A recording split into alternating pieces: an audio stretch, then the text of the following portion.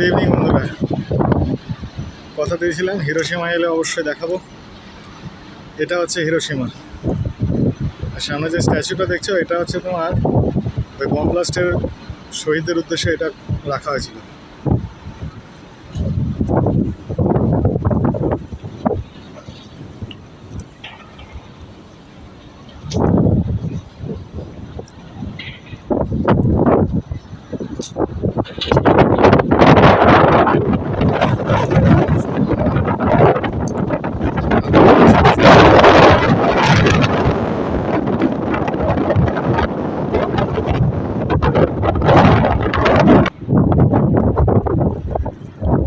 খুব সুন্দর জায়গা।